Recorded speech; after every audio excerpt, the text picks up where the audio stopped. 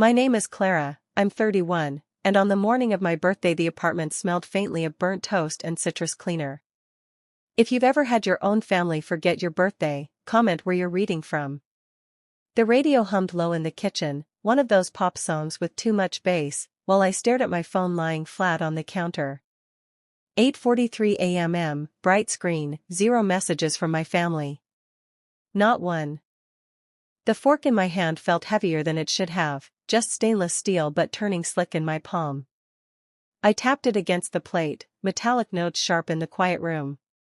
For years, even if they were late, even if they were rushed, there had always been at least a lazy happy birthday by breakfast. This year? Nothing. I tried to laugh it off. Told myself maybe they were planning something later in the day, a surprise, a dinner, a call at least. But the longer I waited, the more it felt like standing outside a locked door, knocking, hearing movement inside, and realizing nobody planned to open it. At 9:12 a.m., my phone buzzed at last. Hope flared, then dropped just as fast. Family group chat, my sister posted a blurry picture of her dog wearing a sweater. My mother answered with a string of heart emojis. My brothers jumped in arguing about which football team had blown their chance the night before. Dozens of lines flew back and forth. Not one about me. I picked up my coffee mug, porcelain warm against my skin, but it didn't stop the hollow ache in my chest. I had told myself birthdays don't matter as much when you're older. That you stop expecting cake and candles once you hit 30. But this wasn't about a cake. This was about being seen. The fridge hummed louder in the silence. The kitchen clock ticked, 9:37, 9:38, 9:39. Still nothing. I walked over to the window, pulled back the thin curtain. Outside, the street was alive, neighbors unloading groceries, a kid wobbling on a scooter, a delivery truck idling at the curb. Life moved. Mine, on pause. I pressed my thumb against the phone again. No calls. No messages. Only the faint reflection of my own face staring back at me in the glass. I didn't know yet that in exactly 10 days, in this same kitchen, I would slide a sealed envelope across the table and finally, make them see me. By late afternoon, I convinced myself to drive over to my parents' house. Maybe they were waiting until dinner, maybe the surprise was hidden in the kitchen, maybe I was wrong. The sky had that dull gray light of 4 p.m., the kind that makes every color look tired. The air outside smelled faintly of damp leaves, like rain was threatening but never arriving. The porch creaked under my weight, the same third floorboard that always gave me away. When I pushed the door open, warmth and garlic hit me in the face. Mom was at the stove, stirring sauce with a wooden spoon. My brothers were sprawled across the sofa, shoes kicked off, eyes locked on a game roaring from the TV. My sister leaned against the counter scrolling her phone, thumb flicking fast. "Hey," I said, soft, testing the room. Dad, sitting at the table with a newspaper folded in half, didn't look up. "Grab a plate. Chicken'll be ready in 10. I glanced at the table, 6 places set. Not 7. No extra chair pulled out. No card tucked against the salt shaker, no cake box hiding near the fridge. Just dinner. Ordinary, almost careless. I sat anyway. Conversation rolled around me like a current I wasn't part of. My sister's story about her boss.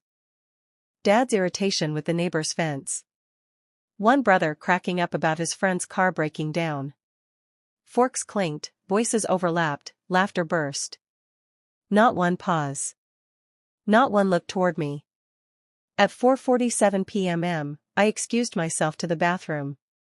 The mirror buzzed faintly under the weak bulb. My face looked washed out, older than 31. I pressed both palms against the cool porcelain sink. My chest didn't hurt from anger, not even sadness, something sharper, like being hollowed out from the inside. I whispered to my reflection, words so low they were almost inaudible, "I won't do this anymore." The faucet dripped once. Twice.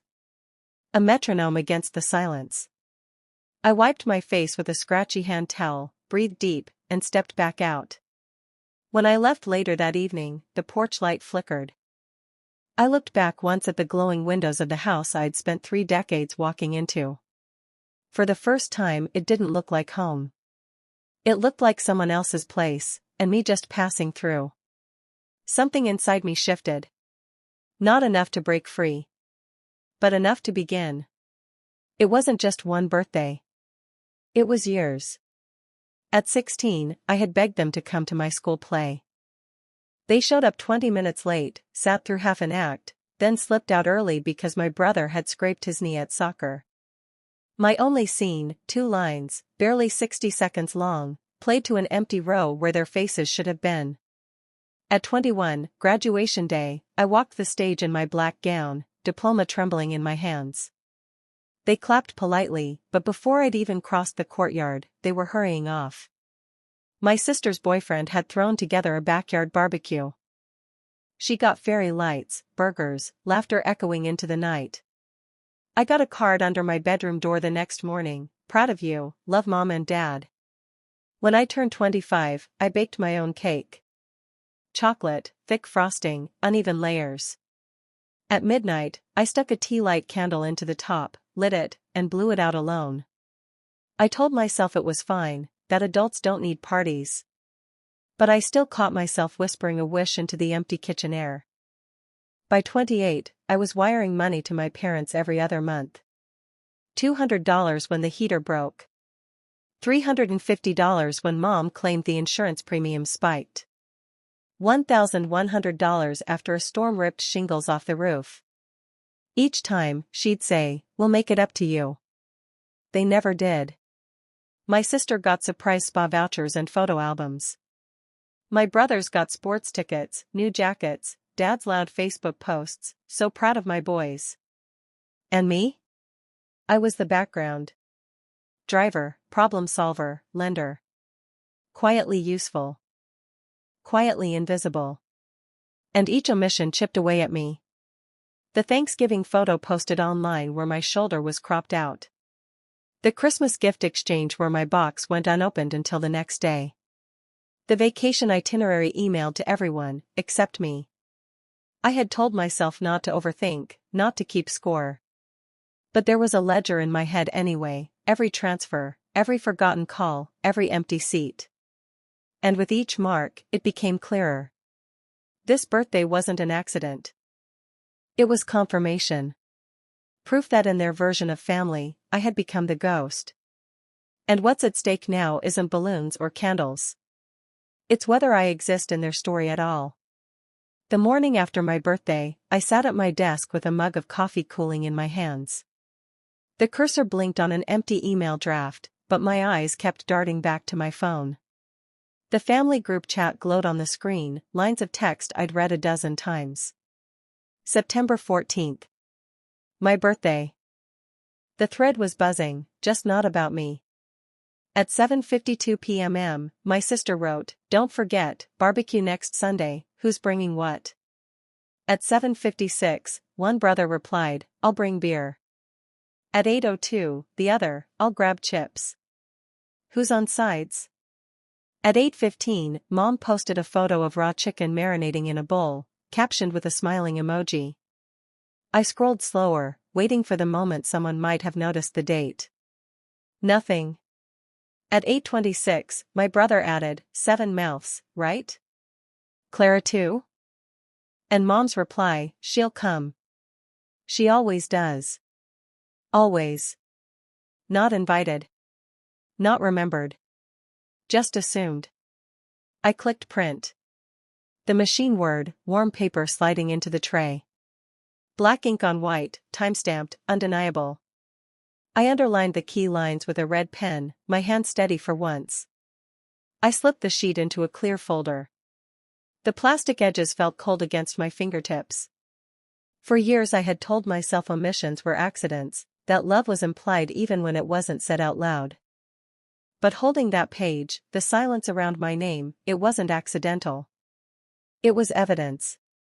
I sat back in my chair, staring at the folder like it had a pulse. This time, I wasn't going to shrug it off.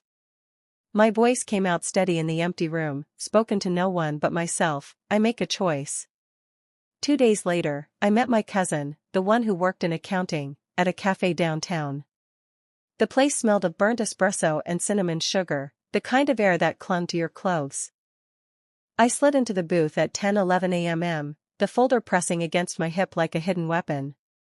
"You look serious," he said, unwrapping a blueberry muffin. "I need numbers," I told him. My voice was flatter than I meant it to be. From the folder, I laid out copies of transfers, each line highlighted: $200, $350, $1,100. Dozens of them across 3 years. He adjusted his glasses, scanning fast. "Clara, this adds up to $8,940. My throat tightened. I repeated it back, as if saying it would make it more real: $9,000. He leaned forward, elbows on the table. "Do they ever pay you back?" "No." The spoon in my empty cup clinked when I set it down. "Not with birthdays. Not with rent. Not with anything." He whistled low. "That's not family support. That's dependence. On you." The cafe noise blurred, the hiss of milk steaming, the crash of dishes behind the counter. For a moment, it was just me and the figure sitting heavy in front of me. $8,940, and a birthday erased. My cousin lowered his voice. "If you keep this up, they'll never stop. You've trained them to expect it." His words stung, not because they were cruel, but because they were true. I slipped the papers back into the folder, the edges crinkling under my grip. The evidence wasn't just emotional anymore. It had numbers, dates, proof. The stakes weren't vague feelings of being overlooked. They were printed lines and bank statements. And they all pointed the same direction. I walked out at 10:47 a.m. with the folder tucked under my arm and one thought burning steady: no more pretending. The following Sunday, I drove to my parents' house again. 5:58 p.m. The backyard smelled of charcoal and lighter fluid, laughter rising over the fence. A folding table was spread with potato salad, chips, and plastic cups. My brothers tossed a football back and forth on the lawn. My sister arranged cutlery like she was running the event. I walked in carrying a canvas tote. Inside, the folder. Printed chat threads. Bank transfers highlighted in yellow. Proof. Dinner began like always, voices tumbling over one another, Dad pouring wine into mismatched glasses, Mom fussing with chicken wings. I waited. At 6:47 p.m., while everyone chewed, I placed the folder on the table between the ketchup bottle and the bread rolls. My sister frowned. "What's that?" "Read it," I said. My voice was calm. Too calm. Dad gave a half laugh. "Clara, can it wait? We're eating." "No." I flipped the folder open. The group chat pages slid across the table. The timestamps, the absence, the one line underlined in red. Mom's face stiffened. "Why would you print our messages?" "Because on September 14th, not one of you remembered my birthday. But you remembered chicken marinade. You remembered sides. You remembered everything except me." The backyard noise dimmed. Forks paused. Somewhere beyond the fence, a bird trilled. I laid out the second set, highlighted transfers. "And while you forgot, I remembered. Almost $9,000 over the last 3 years. Quietly. Without complaint. For bills, for repairs, for extras." My brother muttered, "Clara." I cut him off, steady. "It stops now." For the first time in years, the table went still. Forks down, mouths shut, only the sound of charcoal hissing in the grill. I leaned back, closed the folder, and slid it into my tote. No shouting. No begging. Just truth, laid flat. On their faces, a quiet shock bloomed, the recognition that the old script had been broken, and I wasn't reciting my lines anymore. The silence cracked fast. It always does. At 7:03 p.m., my sister's voice rose first. This is vindictive. You're making a scene over one missed birthday. I slipped the papers back into the folder, edges scraping. It wasn't one. It's every year. And it's every transfer you chose not to notice. Dad's jaw clenched. You're twisting this. Family helps family. Exactly, I said, lifting the toad onto my shoulder. Help goes both ways. Not just one direction. Mom tried to laugh, but her spoon clinked against the bowl instead. You're exaggerating. We didn't mean anything by it. I met her eyes. Then show me one message. One call. One candle. Silence. I stood, the chair scraping against the deck boards. I'm done paying to sit invisible at this table. Walking back through the yard, the night air smelled of smoke and overcooked meat. Behind me, voices collided, angry, defensive, overlapping. My phone buzzed before I even reached the car. Missed call, my sister. Then Mom. By 8:22 p.m., 7 voicemails waited. Words like selfish, dramatic, betrayal. I didn't answer. Instead, I poured a glass of cold water in my own kitchen, the cool glass grounding me. For once, silence wasn't something forced on me. It was mine. The fallout spread fast. On Monday morning, I checked my phone, 5 texts from Dad, 2 from each brother. The same script, guilt, shame, obligation. I archived them all without replying. For the first time in years, I felt a small win. Not victory, not resolution, but a shift. A new center of gravity forming, where I didn't bend every time they pulled. It wasn't the end. But it was a crack wide enough for me to breathe. 3 days later, at 11:14 a.m., a knock rattled my apartment door. I opened it to find Mom, holding a pie tin covered in foil. Her smile was brittle, the kind that cracked at the edges. The hallway smelled faintly of detergent and dust. Can we talk? She asked, stepping inside without waiting for me to answer. She set the tin on the counter, the metal clanging against granite. You embarrassed us at dinner. Your brothers feel attacked. Your sister cried all night. I leaned against the doorway, arms folded. Did any of you remember my birthday yet? Her lips pressed thin. You know we love you. You're just being sensitive. I walked to the shelf, pulled down the folder, flipped to the highlighted transfers, and laid the page flat between us. $9,000. And silence every year on the one day that should have been mine. That's not sensitivity. That's fact. She crossed her arms tighter. We didn't ask you to send money. No, I said evenly. You asked for help. And I gave it. But you never saw me, only what I provided. Her eyes flicked to the page, then away. She tried a new angle. Your sister says you've always wanted to be the victim. I tapped the paper once, sharp. Victims don't keep receipts. This isn't a story. It's math. For the first time, she faltered. The cinnamon scent of the pie filled the silence, too sweet, almost nauseating. She left 20 minutes later, pie untouched. That night, my sister texted me, "You've made everything worse. Congratulations." I typed, deleted, then answered with 2 words, "Check records." Her reply never came. And in that pause, I understood, there was no way back to the version of family I had been carrying. They could twist, they could spin, but the truth now lived outside of their story. The following week, I sat at my own kitchen table. Evening light stretched across the floor in long amber lines. No calls, no messages. For once, the quiet wasn't punishment. It was peace. I brewed chamomile tea, steam fogging the rim of my glasses, the scent soothing. On the table lay a single sheet of paper, a budget I had redrawn. No more automatic transfers to my parents. No more quiet loans. My money, my rules.